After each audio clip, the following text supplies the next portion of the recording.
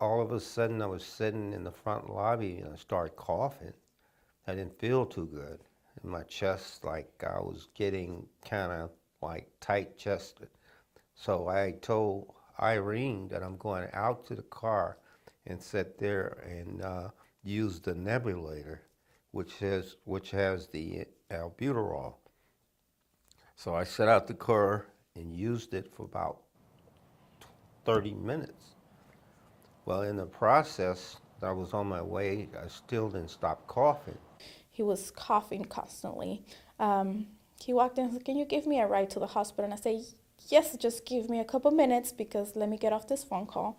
So I got off the phone, I grabbed my purse and I grabbed my keys and I walk out to the lobby. By the time I walk into the lobby, we're talking about 2-3 minutes. I walk out to the lobby. He is coughing nonstop.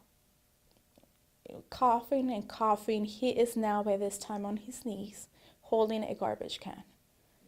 So I said, "Willie, you don't look good. Do you want me to call an ambulance for you? I don't think I can take you to the hospital. You don't look good and I don't want to, take the risk that we don't make it to the hospital." So I asked the front desk and I said, "Can you dial 911 for me and request an ambulance?" I go back to him. Within seconds, he looks at me. All he's able to tell me, I briefly heard he say air.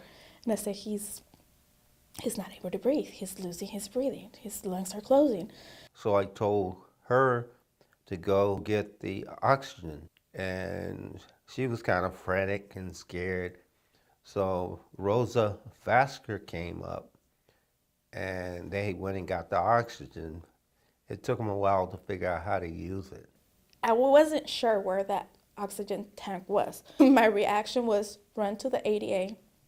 It has to be there. It's a full backpack. I never used this before.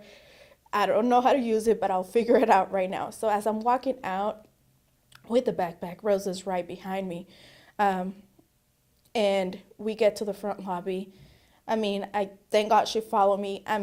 I've been trained for first aid and CPR, never been put in that position where I have to use it. But I felt at that moment, that it was at any minute Willie was going to be down and we're going to have to use it. We struggle a little bit. She put some part of together, I put the other part together, and then we're trying to combine it, and oxygen wasn't coming the right way. So here struggling, trying to put it to where it's supposed to be. The whole time as Willie's coughing, we're in 5-10 minutes now, and the ambulance is not even here. All this was happening, and I was just like wondering, is I'm gonna die?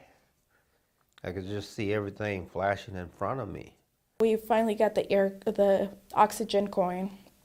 Rosa gave him the mask. He puts on the mask. Within 2 to 3 minutes, he is sitting. His coughing has drastically dropped. He's literally able to hold the mask and no coughing. He starts coming down. We ask him to sit down by his desk. He was sitting down with the mask. And another 5-10 minutes later, the ambulance arrived. It seemed like for eternity for the ambulance and fire department to get there. I was in bad shape. If they hadn't helped you, what do you think? I don't want to think like that, but... I might have been dead. If they hadn't helped? You probably think we don't have enough people who know how to use this stuff.